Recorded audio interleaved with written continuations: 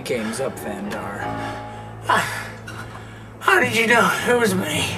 I flew up to the glow star and entered the image chamber. And there, finding me pure of heart, the power glass opened up to me and I saw your ugly face. Right, so you're saying you solved the mystery through a deep experience? Yes. A deep emotional journey on which I learned a lot about myself, and ultimately grew into the person you see before you now. Oh, that's great. Yeah, for me it is. Not for you. Say hello to God for me.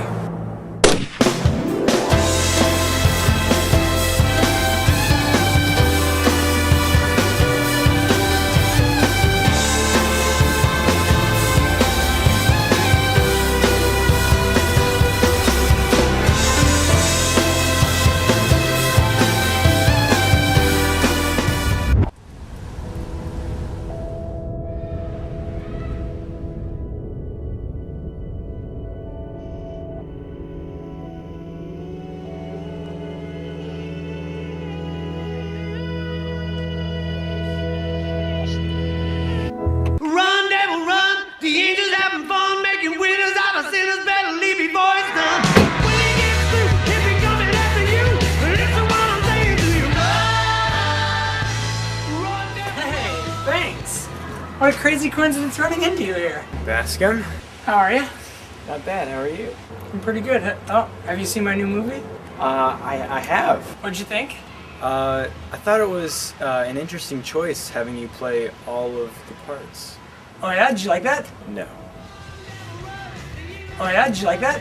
I think that was a brave move that really paid off. Oh, thanks.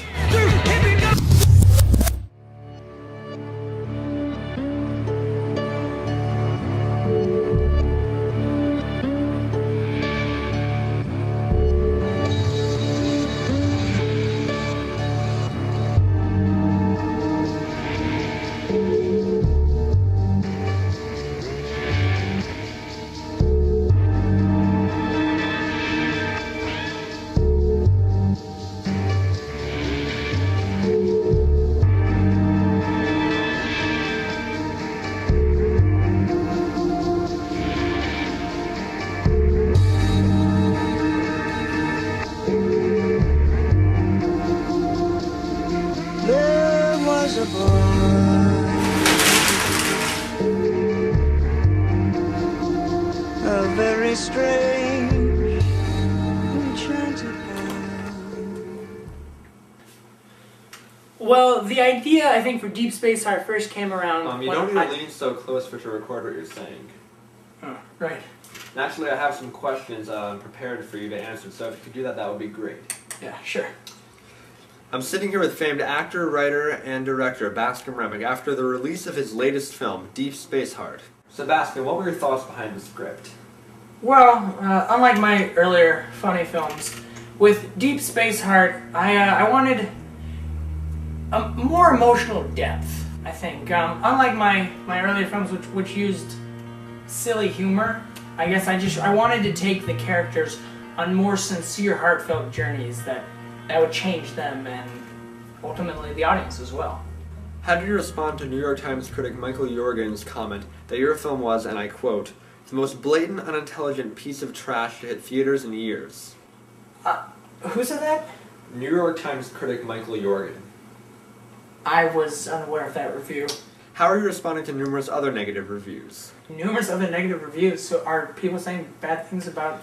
Has it come as a blow that Deep Space Heart has been such a disappointment in the box office? I don't know. With such little revenue for this film, is the studio planning on ending your contract sooner than expected? And what are their plans for DVD sales? Do they plan to release it on DVD at all? Is that something you're involved with?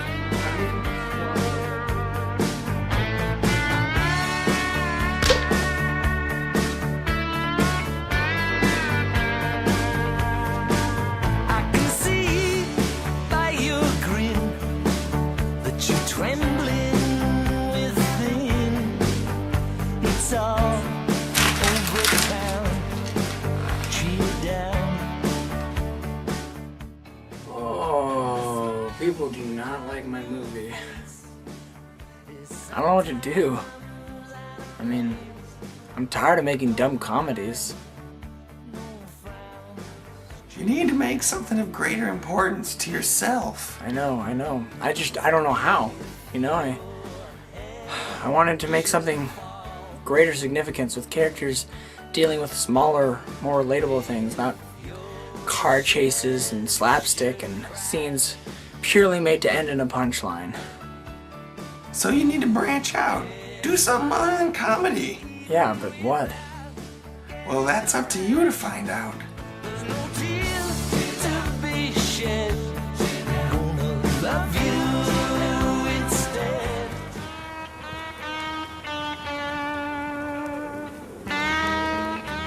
Are you Bascom Remick?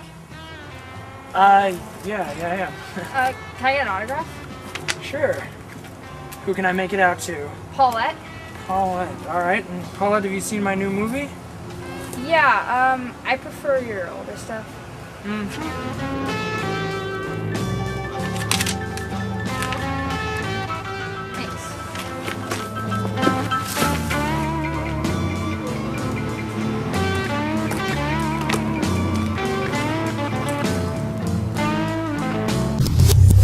I want you to tell Brad Pitt that if he ever wants to work again in this town, he'll call...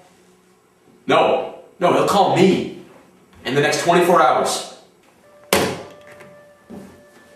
If it isn't my star client, take a seat. Obviously, you've not seen the reviews for my latest film. No, I did. Listen, I know this must be really tough for you. But listen to me, we're gonna get through this, alright? How? Listen, for a little while, all you have to do is just lie low, you know? The studio is actually cutting production to your film, so for now, why don't you just take a little time and star in other people's movies, you know? Work back up some of that good PR. And when you do go back to directing, why don't you try a tried and true Hollywood comedy? That's what I've been doing, and I'm tired of it. Look, a year ago you were gold, because you did comedy. You had that Murder on Rhode Island, that was a hit. And it produced a sequel, which was also a hit. A bigger hit. And you had that silent film, Curse of the Night, which it was different, but it was good different. Alright? And you had Occasional Death. That is one of my personal favorites. Stick to what you're good at, and I can guarantee you that nothing will hurt you.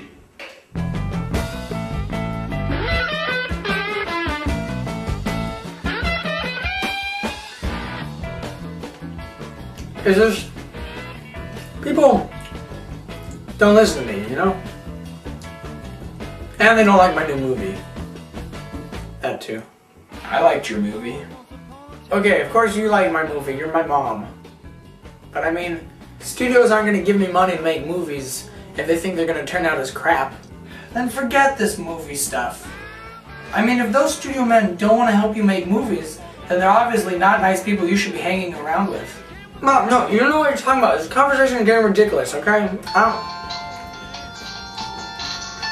One second. This is Bascom. Them too. No, yeah, I understand. Alright, yeah, thanks. Bye.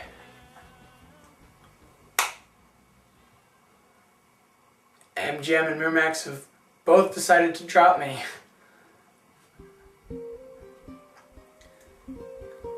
I'm gonna go. Already? You sure? Forget about that movie stuff. Stay a while longer. What? And listen to another person tell me how I should live my life? I don't know, you're my mom. I thought that you would keep believing in me even when everyone else stopped. But obviously everyone has an opinion. I'm sorry if I don't say exactly what you want to hear, but I hate seeing you stressed like this. Maybe it's time to try something else. I'm not just gonna give up, okay? Yeah, some studios I've worked with for a while have decided to drop me, but you're supposed to encourage me to stick with it, not say when the going gets rough, quit.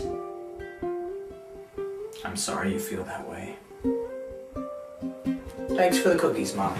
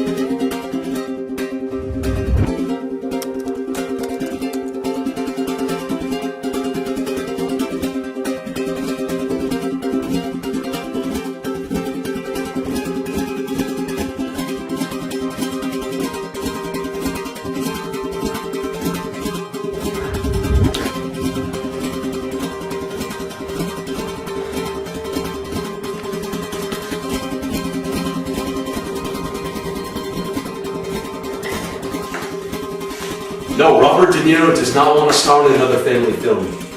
No, Dennis, he's not in. I got it. Bascom, hold on one second. No, I got it. No. Can I call you back? You've got what? My next movie.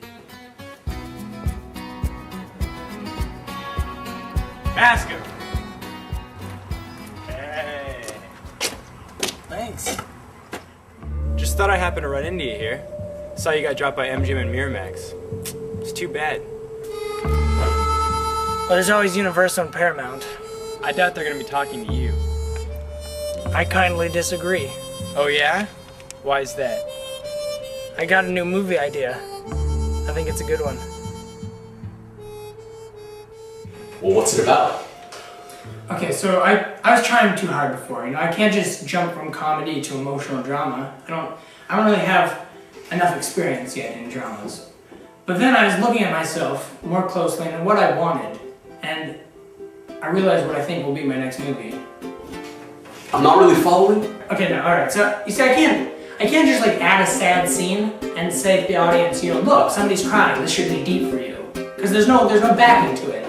But I looked at my own life, and it was, what with my troubles right now, it's sort of, at least to me, tragic. And at the same time, I could see how it could be funny. And being both tragic and funny at the same time, I realized that was it. So your life is the movie?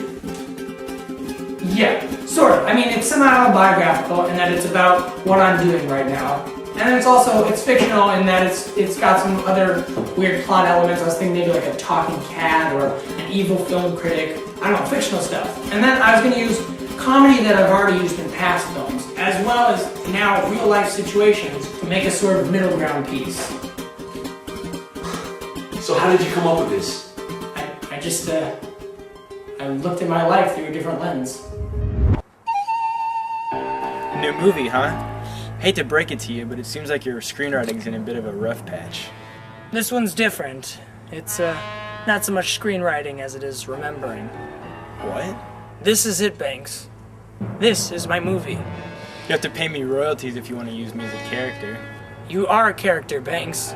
You're a critic. An obstacle that in my overcoming makes me a better creator. This is the finale of the script, the part you could call Revelations. And you know what that makes you? What? Obsolete. So now you can stop. What? You're crazy if you think that I would ever let you do anything Action. remotely. Don't worry. I'm sure you'll be useful again soon.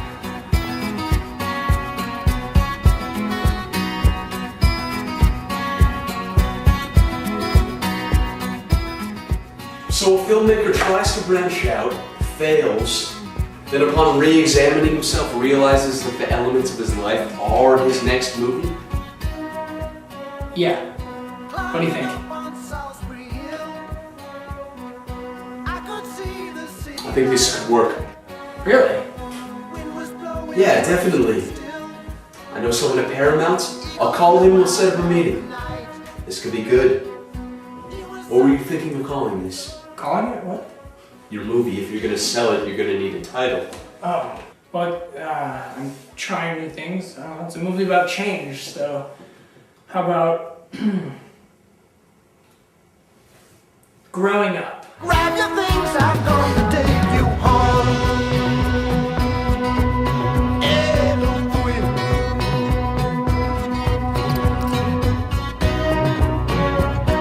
To keep in silence, I resigned. My friends will think I was